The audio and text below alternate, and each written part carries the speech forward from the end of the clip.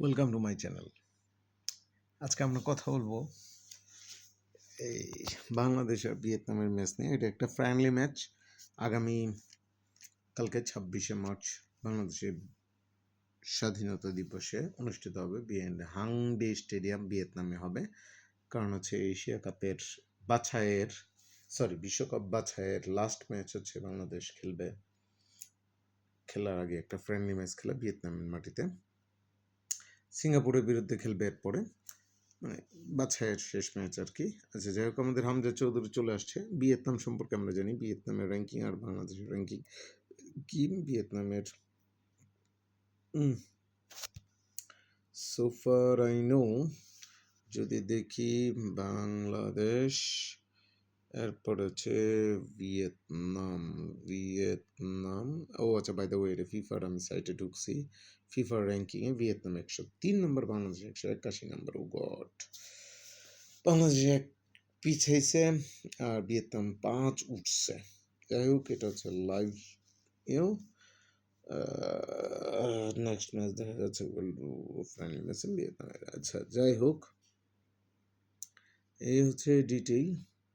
বাংলাদেশের সাথে উঠছে নিচে, 1 বছরের নিচে দেখা যাচ্ছে। যাই হোক, আচ্ছা, আর বাংলাদেশের হচ্ছে খালি গত নিচেই নামছে, মানে একটু উঠছে 186 থেকে, আর একটু উঠছে 84, 86, 80 লাস্ট 1 বছরে। যাই হোক, হোয়াটএভার।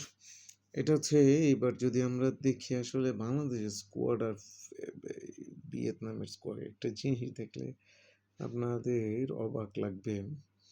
যাই হোক, এটা হচ্ছে যদি বাংলাদেশ স্কোয়াড ফুটবল দেখি, বাংলাদেশ স্কোয়াড আপনারা দেখতে পাচ্ছেন মোটামুটি এরাই খেলবে। Hamza Chowdhury, the most iconic player, the lead.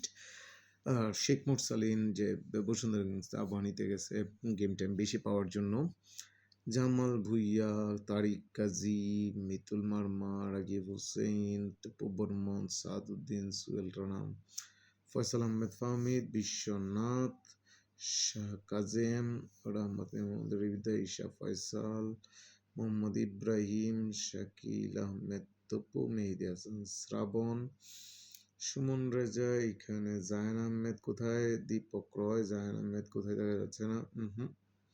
জাহান আহমেদ আছে এইখানে, এটা মনে হয় আপডেট না। জাহান আহমেদ আছে এইখানে। যাই হোক, জাহান আছে। আমরা যদি ন্যাশনাল ফুটবল টিমের একটু উইকিপিডিয়াটা দেখি, উইকিপিডিয়াটার মধ্যে কি দাঁড়াচ্ছে, বাংলাদেশ সব কিছু আছে উইকিপিডিয়ার মধ্যে। প্লেয়ার্স বাংলাদেশের প্লেয়ার্সদের এই যে দেখেন, সব যে বাংলাদেশ জাতীয় দল। আবার এই যে জাহান Ahmed,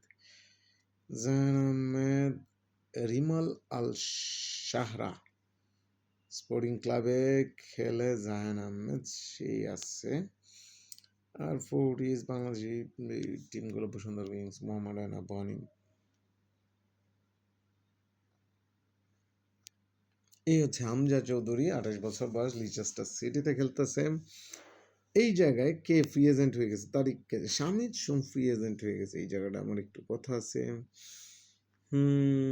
Shamid sum free agent হয়ে গেছে। এখানে তারিক কাজীও মনে হয় ফ্রি এজেন্টে, জি, যাদের এখন কোনো ক্লাব নাই। শামিদ সুমের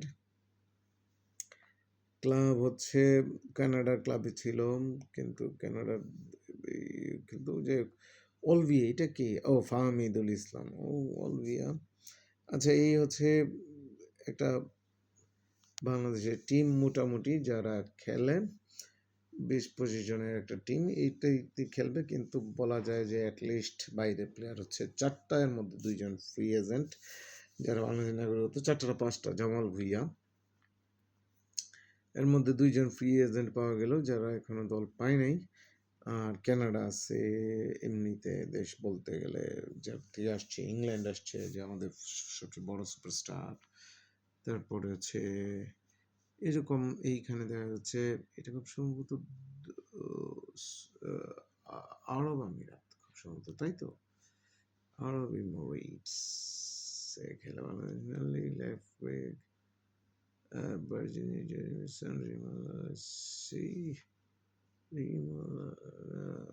নাই, খুব সম্ভবত এরকমই একটা কিছু। আচ্ছা, যাই হোক, আমরা যদি এবার এই ভিয়েতনামের স্কোয়াডটা দেখি, আমাদের এত একটু সমৃদ্ধ স্কোয়াডই বলা যায়, যদি আমরা 181 নাম্বার। এই যে প্লেয়ারগুলা, যাই হোক দেখলাম প্লেয়ারগুলো আমি শিওর আপনারা কেউ চেন না এবং আমিও চিনি না, কিন্তু এই জায়গায় আমাদের তো বাইরের কতগুলো প্লেয়ার আনছি আমরা, প্লেয়ার আইনে খেলতেছি, আর ওদের প্লেয়ারগুলো দেখি বাইরের কি অবস্থা।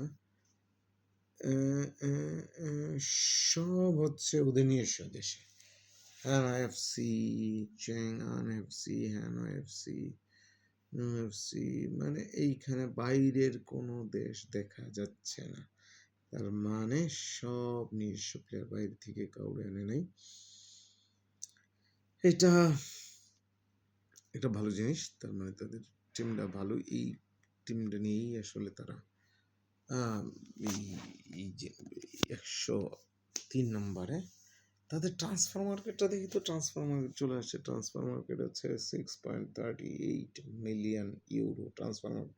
বাই দ্য ওয়ে আপনাদেরকে বলি, ট্রান্সফার মার্কেট কিন্তু একটা মোটামুটি ইন্টারন্যাশনাল একটা সাইট, যেখানে আসলে দেশ এবং প্লেয়ার রেটিং করা হয়, রেটিংয়ের মধ্যে 6.38 মিলিয়ন। আচ্ছা, এবার বাংলাদেশের ট্রান্সফার মার্কেটটা দেখে ফেলি একটু।